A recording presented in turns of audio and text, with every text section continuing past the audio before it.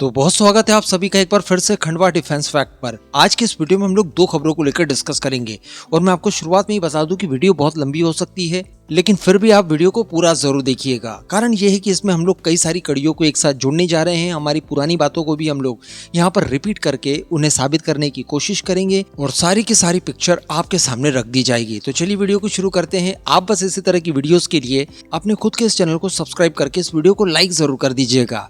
तो देखिए, सबसे पहले तो हम लोग छोटी सी खबर को लेकर डिस्कस कर लें और इसमें बताया ये जा रहा है कि ऑपरेशन सिंदूर के दौरान पाकिस्तान के 2 F-16 द्वारा भारत के Su-30 MKI को रडार लॉक कर लिया गया था, यानी इनके ऊपर मिसाइल फायर की जानी थी। अब हम सभी जानते हैं कि Su-30 MKI काफी बड़ा विमान है, इसका रडार क्रॉस सेक्शन काफी ज्यादा बड़ा है और पाकिस्तान के F-16 beyond the visual range वाली मिसाइल इस्तेमाल करते हैं M120C। ऐसी परिस्थिति में कोई अनर्थ जरूर हो सकता था, लेकिन बताया ये जा रहा है कि इस Su-30 MKI के साथ जो कि लॉक किया गया था, इसके साथ रफाल भी था और रफाल द्वारा इसे स्क्वाड किया जा रहा था। अब जैसे ही Su-30 MKI को लॉक किया जाता है, उसके तत्काल बाद रफाल हरकत में आता है। रफाल अपना इलेक्ट्रॉनिक वॉरफेयर सिस्टम को एक्टिव करता है, यानी स्पेक्ट्रा वॉरफेयर सिस्टम को, और इसी क्षमताओं के चलते इस रडार लॉक को तोड़ दिया जाता है और Su-30 MKI को पाकिस्तान के संभावित हमले से बचा दिया जाता है। तो यहाँ पर आपको एक इंसाइट जरूर मिली होगी कि क्यों भला भारतीय वायुसेना रफाल के ऊपर इतना विश्वास करती है, लेकिन फिर भी इनके द्वारा 6-0 कहा ही जाएगा, तो कहने दीजिए।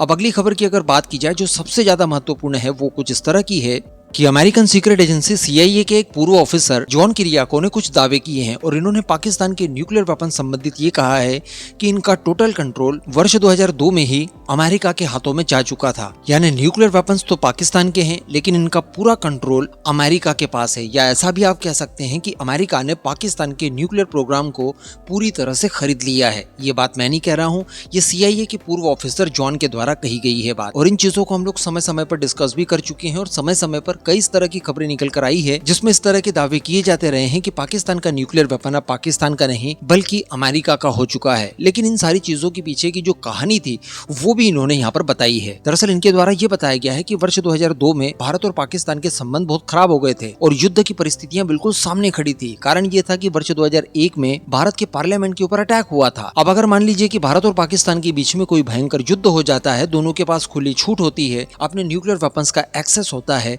तो ऐसी परिस्थिति में न्यूक्लियर वॉर संभावित थी। और अगर भारत पाकिस्तान के बीच में न्यूक्लियर वॉर हो जाती है तो इसकी चपेट में लगभग आधी दुनिया आ सकती है। इन परिस्थितियों से बचने के लिए अमेरिका ने पाकिस्तान के न्यूक्लियर प्रोग्राम को अपने अंडर में करने की कोशिश की।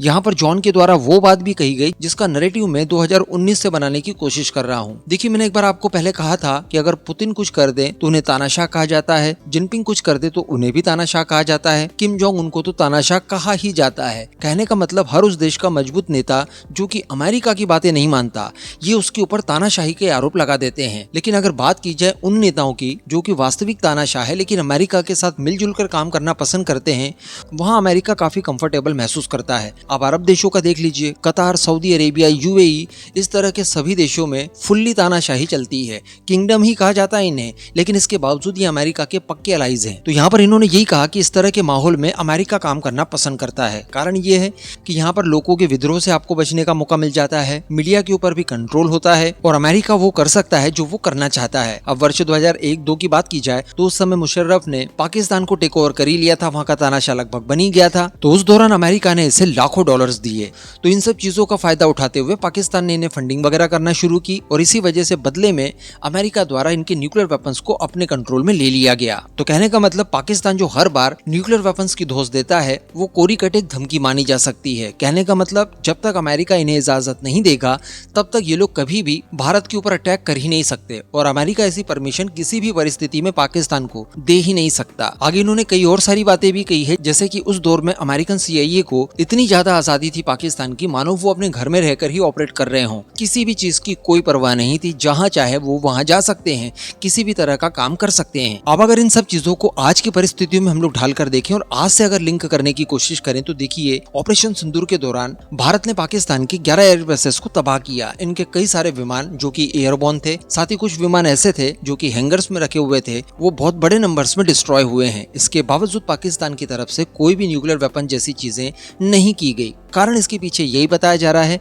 कि पाकिस्तान का न्यूक्लियर प्रोग्राम अमेरिका के हाथों में था। और वो जो प्राइम मिनिस्टर मोदी की तरफ से बार बार कहा जाता है कि ऑपरेशन सिंदूर के दौरान हमने पाकिस्तान का न्यूक्लियर ब्लफ तोड़ दिया, वो संभवतः इसी ओर इशारा कर रहा हो। इसके अलावा इस तरह की रिपोर्ट्स आने के बाद भारत के भी कुछ एक्सपर्ट्स द्वारा कुछ नए अनुमान लगाए गए, जिसमें ऑपरेशन सिंदूर के दौरान जो किराना हिल के ऊपर भारत के द्वारा अटैक किया गया, उसके बाद जिस तरह से अमेरिका पैनिक में आया, उन चीजों को भी लिंक करने की कोशिश की जा रही है।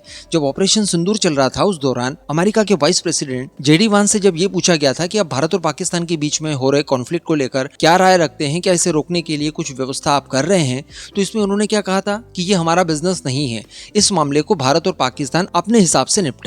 लेकिन जैसे ही भारत द्वारा नूर खान एयरबेस और किराना हिल जैसे ठिकानों के ऊपर अटैक्स किए गए, उसके तत्काल बाद अमेरिका की जो इंटरवेंशन हुई वो हम सभी लोगों के सामने है।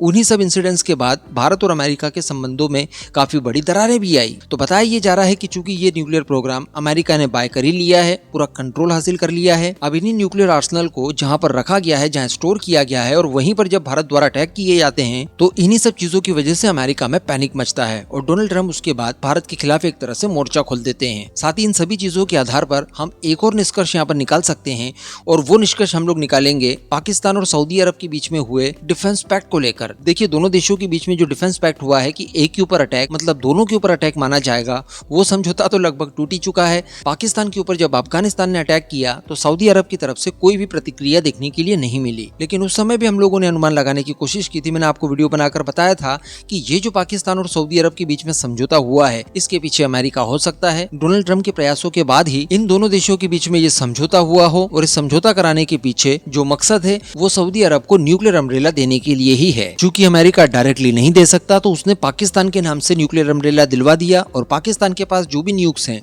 वो CIA के पूर्व अधिकारी के अनुसार अमेरिका के ही हैं। तो अब जो भी सारी चीजें निकल कर आई थी, जो भी कहा जा सकता था, मैंने सारी चीजें आपको बता दी। इस पूरे मुद्दे पर अब आपका क्या मानना है, नीचे कमेंट करके जरूर बताइएगा।